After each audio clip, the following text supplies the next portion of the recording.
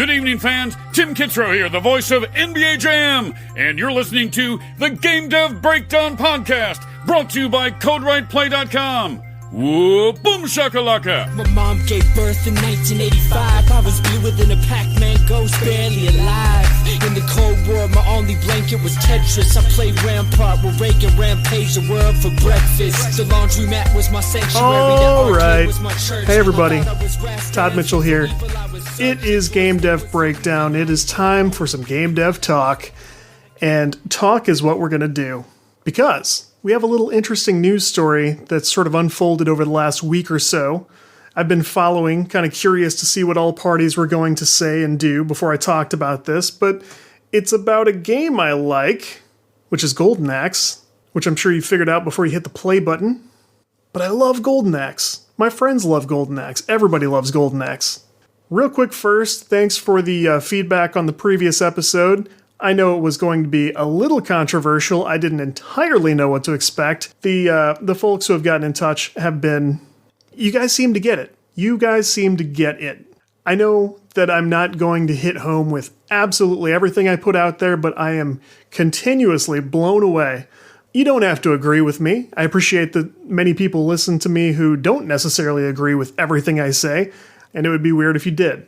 But y'all give me a chance. People give me a chance to state my case, and I appreciate that. So, I had a little feedback on the Code Write Play Discord from Chasers Gaming, who said basically just that. Like, hey, good, great. Left me a little conflicted at points, because he said that he plays a lot of prototypes for other developers, and as part of his social media presence, he gives feedback on stuff like that, and he's worried about finding the right balance between constructive criticism, what's too harsh, what's too nice. You know, if you're too nice to people, sometimes they don't hear what they need to hear, and they get a little overconfident about something that maybe you want to spare people embarrassment, so that's why we have constructive criticism. He does this, and he's worried that, sometimes maybe he's turning certain people off, kind of giving them a bad opinion.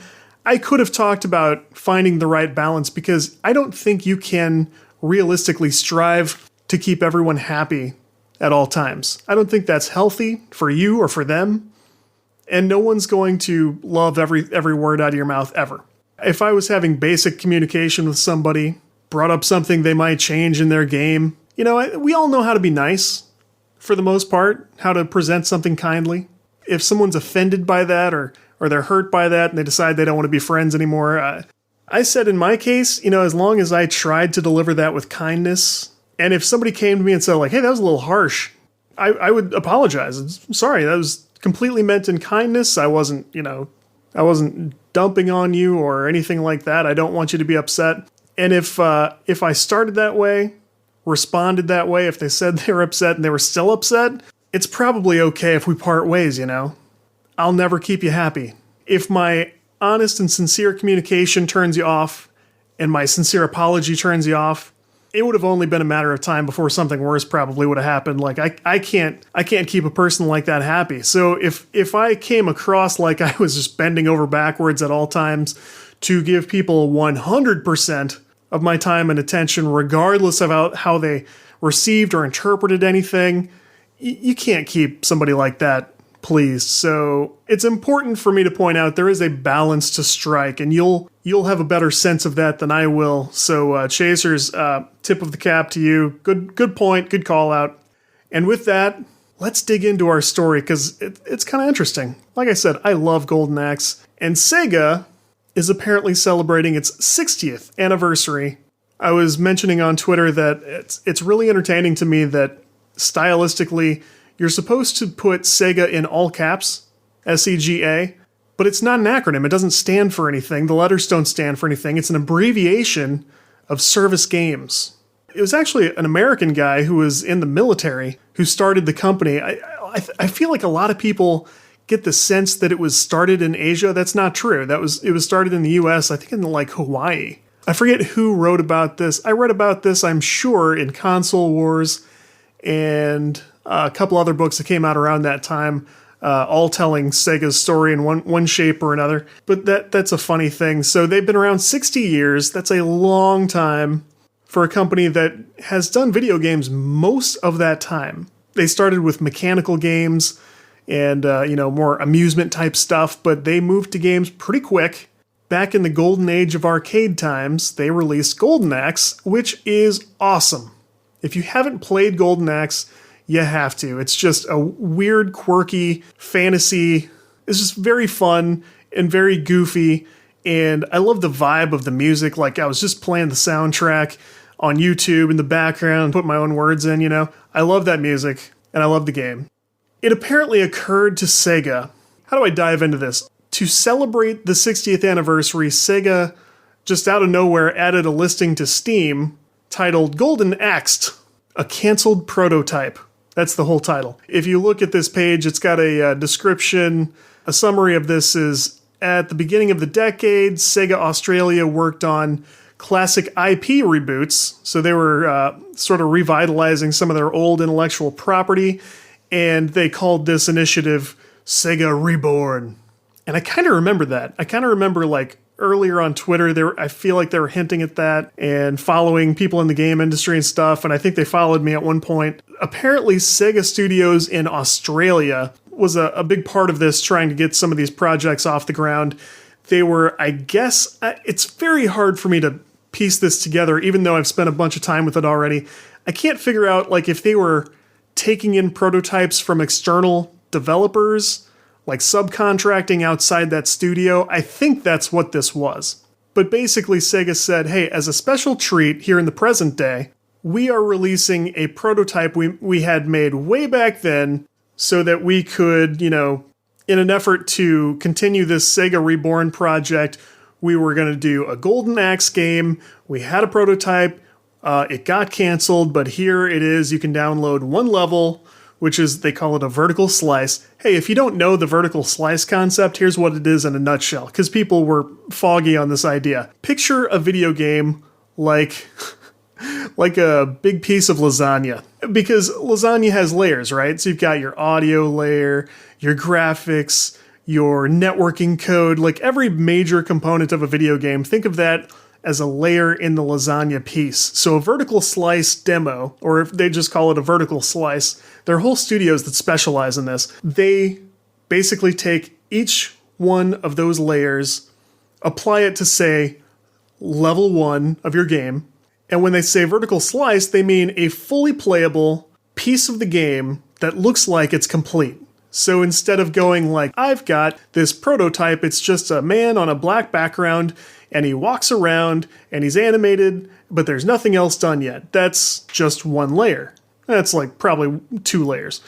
If you get the whole level 1 done, and no other part of the game surrounding this level 1 is done, now you're talking vertical slice demo. So that's what they had this, I guess, external team doing. Or if I have misunderstood this, then what it is they had a team within Sega Australia do this, I guess. Either way, it's about the same in terms of story, so it doesn't really matter. So what happened was they said, here's this thing, and initially they had on the Steam page like it's buggy and janky, but here it is. It's a look at history. Enjoy. And that's all they really said about it. They said they had reached out to the original dev team, and they didn't say what the consequence of that was. They said, we reached out to the original dev team, ... Here it is.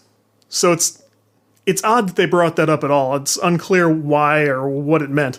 So this unfolds over on the Twitter side. This is initially how this came to my attention.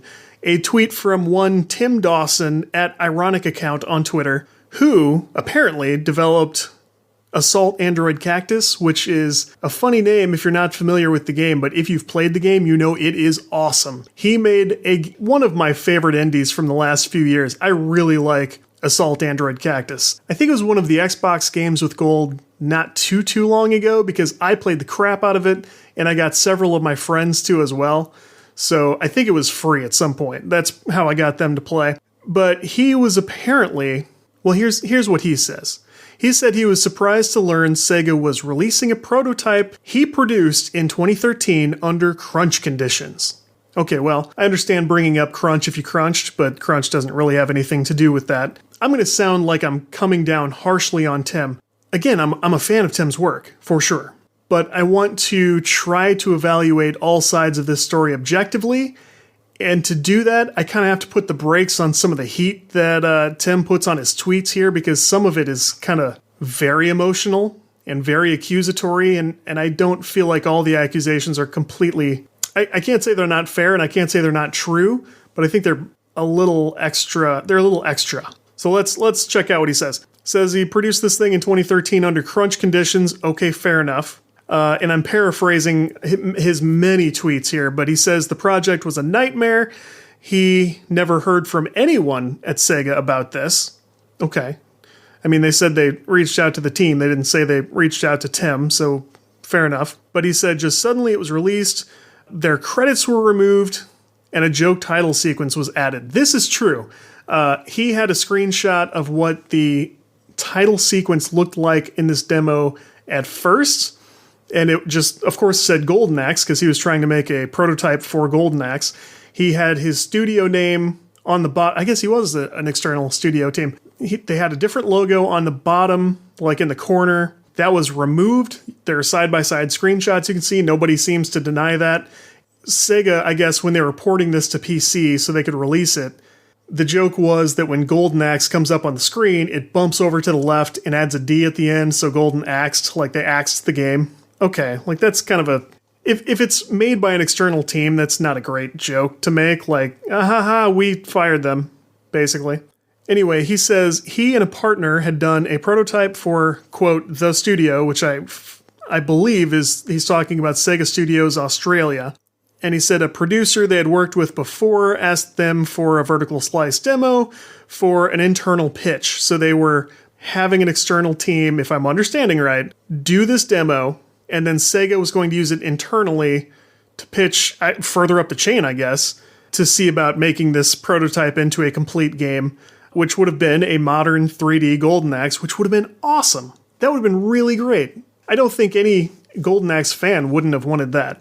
Unfortunately, Sega Studios Australia said, we need this in 2 weeks. A full 3D demo of a recognizable game, looking complete and polished in 2 weeks. That's going to come up later because that's as drastic as it sounds. So he says elsewhere that he had a team of artists, animators, and sound designers. That's important later too. It sounds like he had a decent-sized team. He goes on to complain about a, quote, lead designer who thought he was designing it. And this is confusing because I'm not entirely sure what Tim's role was, and I don't know why the lead designer would not be designing the prototype. He says, quote, again, I think he's talking about the lead designer, but I'm not sure. He says he invented arbitrary scheduling challenges. He may have been talking about the producer. This is why this is confusing and why, I could have gone for a little less emotion and a little more detail. And I have to be fair. For all I know, he runs a blog or he's written a lengthy article on Gamasutra. I didn't find any of that. I just found these tweets. So he says there were weird scheduling challenges. Like one day he came and said, if we don't have this certain combat thing done, they're going to decide the project is trouble. I guess it depends on, if you're doing that as a power play, that's bad. If you're on a 2-week timeline, things are very crunched anyway, and you could make a case that, let the people do whatever they're doing.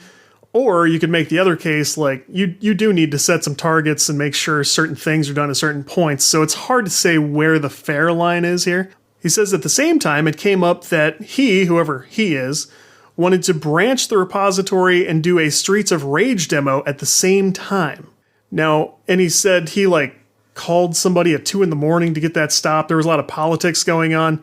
I've got to play devil's advocate again here and say, I looked at the demo for Golden Axe, the prototype, Golden Axed, if you want to use Sega's name for it, and I could kind of see it. I could kind of see how this could have turned into, obviously with a different coat of paint, I could see how this could work for Streets of Rage as well. I don't think that was entirely unfair. Just the workload involved would be very crazy. But technology-wise, it actually kind of made sense. He says that Sega initially called the demo a janky, buggy artifact of its time in the Steam description, which is Again, not great if they had an external team do this. That's kind of mean. And he said that it was a surprise to everyone he knows who worked on it, but there's still room for both sides to be telling the truth. Like, I don't know if he talks to every single person who was involved floor to ceiling on this thing, wall to wall. So I feel like there's room that maybe the lead designer who he's not on good terms with, or maybe the producer they were working for, like Sega probably did talk to somebody if they said this. Basically, Tim's point is that he was like so paramount to the development of this thing. Like, he coded the whole thing from scratch, he says. His partner, who was the other designer, this is all so unclear. But that person says, like, this was all, like, I was in charge of design, Tim was in charge of code, and, you know, you got to go through us, basically. They didn't say that, but that was the point. But again, Tim says there was a big team. So, like, look, I get that you're pivotal to the project, but I don't understand levying the accusation at Sega, like, there's no way you did what you said you did. Like, and they probably talked to somebody. Enjoy basketball, soccer, and all your favorite sports like never before at BetMGM. Sign up using bonus code CAPITAL and your first wager is risk-free up to $1,000. Plus, when you register with BetMGM, you'll get instant access to a variety of parlay selection features, live betting options, player props, and daily boosted odds specials. Download the BetMGM app today or go to BetMGM.com and enter bonus code CAPITAL and place your first wager risk-free up to $1,000. Now you're winning with the king of sportsbooks. Visit BetMGM.com for terms and conditions. 21 years of age or older to wager. Washington, D.C. only. New customer offer. All promotions are subject to qualification and eligibility requirements. Rewards issued as non-withdrawable free bets or site credit. Free bets expire 7 days from issuance. Please gamble responsibly. Gambling problem? Call 1-800-522-4700. So I read this, I saw this, and I thought, that's all pretty crazy. Not what he was saying, not him, but it's what's being said is very surprising, and like the situation is crazy probably either way at this point. So I just kind of sat on that and watched what happened. Sure enough, Polygon releases an article titled Sega Apologizes for Calling Crunchborn Golden Axe Game, quote, janky and buggy. And in this article, they quote Tim's partner, who was also on Twitter, named Santana Mishra, I believe. And Santana says, I, being Santana, was in charge of design, and Tim programmed the game from scratch. So they don't know what Sega means. They reached out to the original team. Well, again, we've got the same problem. You're two people. Tim says there was a big team, and there are people Sega could have talked to make this true. Whether or not you guys were more crucial to the project, I don't deny that. It's just a weird thing to keep arguing about. Like, I don't understand the point of continuously bringing up this point of it. It's no longer your project, right? That's not fun, but when you're an external studio and a prototype is commissioned, when it's done, it's done. You turn it over, and maybe it went badly and you parted on bad terms. I've done this. I'll talk about this shortly, but I've got stories about this myself. So this argument is still not airtight because there were other people working on this that Sega could have been in contact with. So a representative from Sega is quoted in this article saying, "We certainly didn't mean to dredge up painful memories for Tim and company," now I'm paraphrasing, "or appear disrespectful. We have removed the line from the Steam copy. We were talking about our build that we ported to PC, not the original work," when they say janky and buggy. I'm going to give them plausible deniability on this, because for a few reasons. For one thing, if they didn't mean that, this was super mean-spirited and like very unusual for Sega. You can say what you want about Sega. Sega's pretty cool when dealing with, certainly with players, with indie developers who are doing games kind of close to what Sega does, or people make fan games, people who are doing Dreamcast homebrew stuff. These are all things I've covered as a journalist, and Sega's unusually cool, whereas Nintendo would sue the crap out of you immediately. Sega's awesome. Like, I've told stories about the Dreamcast homebrew scene doing their own booth at one of the big game shows in, I don't know, I think Europe. And people from Sega stopped at the booth, and everybody kind of held their breath for a second, and they looked around and went like, "Oh my god, this is great. You guys are awesome. I'm so glad you guys are here. Let us know if you need anything," you know? And certainly people have asked Sega for different things pertaining to homebrew, which Sega has of course not done. But You can find on Twitter where Sega's like, we love the Sonic fan games, we love the Dreamcast stuff, we love that you guys love our stuff. That's very unusual from a company, and so I understand the dynamic's going to be different with studio partners. That's a little trickier business. This would certainly be the first time I heard of Sega putting a commissioned work up online and making fun of it after firing the studio that did it and going, here, you guys can have this, it sucks. That seems a little drastic, right? So it's a little more of a stretch that they say, like, when we say that, we were talking about our work in porting this to the PC, but I haven't looked for, like, reports of the thing crashing or, it not running right on Windows or, certain operating systems. If there's any hint of that, this could be true, what they're saying. So I don't think Sega handled this well. But the problem is, 2013, super long time ago. Think of the world in 2013. Totally different planet, right? So a lot has changed. I really doubt that the same people who cut these guys loose before and canceled their project, I really doubt those are the same people putting this up on Steam. These people probably have no idea what happened back then. I'm sure the first time Tim Dawson, did I say? Yeah, I'm sure the first time Tim Dawson's name came up to the person at Sega who was responsible for this, they probably had to Google him or email somebody and go, who is this person? I don't think this was personal. I get why it was so personal for Tim, for sure. But there's also an element of Sega's a giant company, and their biggest sin is probably being big and sluggish, and the left hand doesn't know what the right hand is doing. So if they messed up anything, I don't think it's malice or evil. I think it's just big, sluggish company, blah, 60 years old. They're doing the best they can, right? So to kind of sum this up, I like Tim's work. I really like Tim's work and his team's work. I think he has super hurt feelings about this. And I'm not saying that in a mean way. Like, I get it. I've been in situations kind of like this, and I don't blame him for having bad memories. If he did anything wrong, in 2013, he should have never agreed to do this prototype in 2 weeks. That is an indicator of a company that's not doing the right thing and has a bad plan, and they've got a project that's not going to go any better if this prototype gets approved. I have put my money where my mouth is on this before. Some of you know, I used to be a freelancer who did a lot of work on Upwork, because Upwork actually does have a pretty big market for to-order game development work. So, like a small organization will go, we would like a game that does the following. A teacher will go, I need an interactive experience for my kids.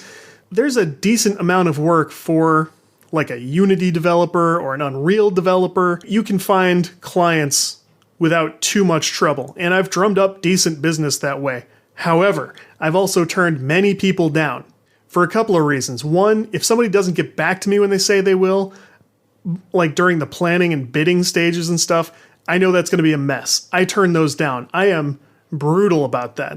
And I will tell them, like, it's not personal. I just have seen enough indicators now, and I've seen the way things have gone in the past often enough that I suspect this is going to be trouble, and I want to avoid that for both of us. I would encourage you to sort of regroup and figure out what you need and proceed with somebody else, and I'm out. That's it. And I mean, I have pissed some people off with that. Well, we want to move forward with this, so we chose you. I'm out. No longer an option. Good day.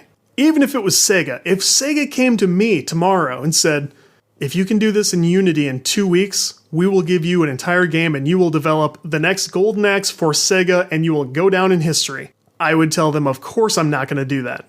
In 2 weeks, what's wrong with you? Can't do it. Now, Tim's better at this than I am. I've played his games. I can promise you. He knows more than I do. He does better work. And I'm glad, because I like his work, and I wouldn't enjoy my own work as much as I like Tim's. But Tim shouldn't have tried this either. He got caught up in AAA business. He was an indie who got caught up in the big time, and it steamrolled him like it steamrolls everyone. I get it. This is how it goes. I'm sure Sega also didn't enjoy when their studio, Sega Studios Australia, shut down in, I guess, 2013, which is what this really ran into, was a studio closure. I'm sure they weren't any happier about that than anyone. They were just looking to, put some of their commissioned work to good use. And they weren't even charging for it. They thought they were doing something great. Like, look what we can repurpose. We've got this prototype. Isn't this interesting? Here you go, kids. And everyone was immediately angry. Now, they should have handled it a little differently, like I said, but they were trying to do something cool. I think the person, like, these guys kept bringing up, nobody talked to us, nobody talked to us. I think the person they reached out to was probably the producer who ordered this up, or someone else on the team. They just had different contacts for the team. I get why this felt personal, but you have to consider on the other side, there's someone who has no idea why anyone's mad about this. Like, we just put out this thing. Why is this guy all pissed off? I feel like there was communication that could happen where everybody could sort of understand this a little better. And it's worth doing if the person you're mad at is Sega. Now, maybe you've decided, like, I would never work with these guys again. I get that too. But Sega could still do something to credit you. They could do the right thing. And it doesn't sound like anyone tried. I kind of had a lesser version of this with Lenovo, actually. My Upwork stuff ramped up and up and up, and I started partnering with a local studio who also took jobs from Upwork and used their team to get them done. Like, it was a whole thing. Got some real momentum there. And this studio came to me like, hey, we're going to bid on a contract. They did not tell me who it was for.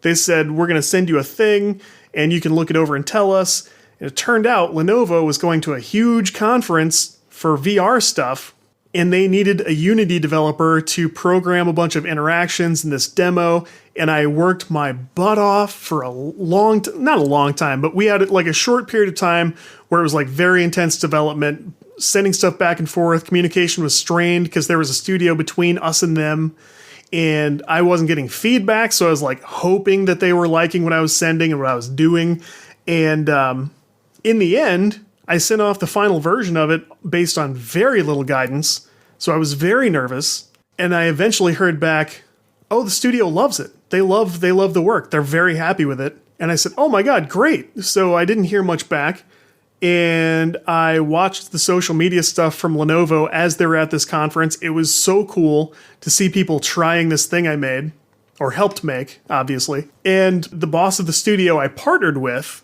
who was under the contracted studio. We were kind of a ghostwriting studio, if you want to call it that. But the leader of the studio I was working with goes, dude, you did such great work, and they're so happy. I'm going to try to get you some recognition here. Like, I'm going to try to get them to sort of shout you out on social, or, put our names on something. And, when they release it to the public later or whatever. And when he said that, instead of me banking on that, I kind of went, buddy, I don't think they're going to go for that, right? Like, I really doubt, first of all, I doubt they want to even talk about how they contracted this out, because they're Lenovo. It's a big deal. I doubt they wanted to say, like, we got a third-party studio to do this. And I double doubt that they wanted to say, the studio that we subcontracted this out to subcontracted out a piece of it to you. So, I doubt that they wanted to go, also, big props to the studio. They contracted with the studio, they contracted with us. Like, that's not the way it's like a ghostwriter being like, put my name on the front cover now. It's like, no, we had an understanding. And it's not fun, but that's the business. That's how this goes. It's decent money and there are good opportunities. You network well, but if you do a good job, like, it doesn't really matter. And if you do a bad job, it's just business. Like, you've got so many hours during so many days, and you just do whatever they want, up to and including just running in place so that they feel better.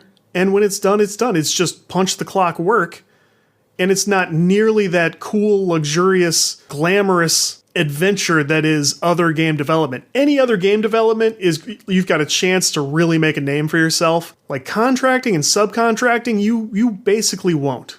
If you're lucky, you will get to put Lenovo's name on your, clients list on your website, or like, look at something we did. Sometimes you won't get to do that. So I personally was not under NDA for this, so not a big deal that I would talk about it. But I get it. It's not as glamorous. It's not as fun. And it can lead to like hurt feelings like real easy. In general, I think Sega's pretty cool. Like I said, they treat people a lot better than Nintendo does, or many other companies. So, I mean, you're going to do better with Sega than most other companies. I think they didn't know what was really going on with this thing they had on their server somewhere. And it maybe shouldn't have been such a big deal, and they probably should have just done something else, Throw players some special screensavers or whatever, and let's all go on our way. Because, I mean, best case scenario, people were going to play this, really like it, and go, man, I wish you guys had made this game, and Sega would have gone, well, we didn't, and we all would have moved on. They weren't going to pick up a 7-8-year-old project. It wasn't going to happen. So there was really nowhere to go but down, right? I don't think they thought this through.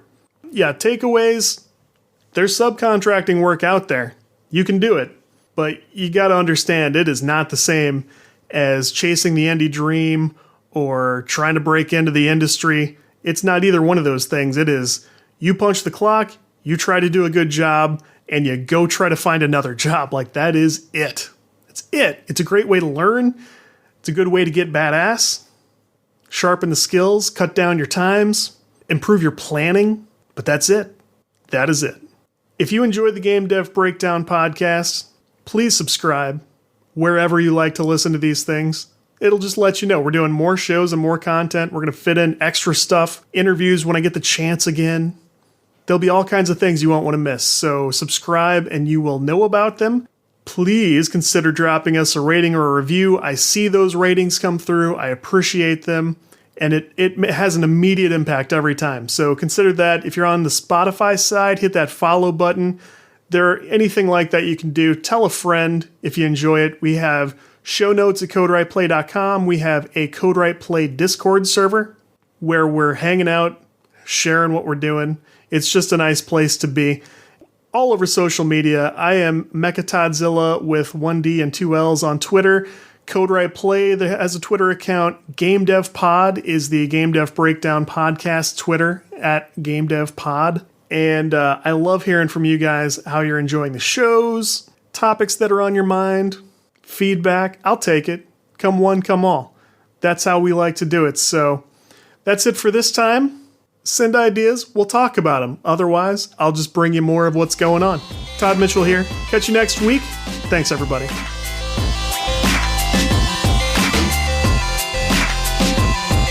Congratulations on your Game Dev Breakdown, whatever that is.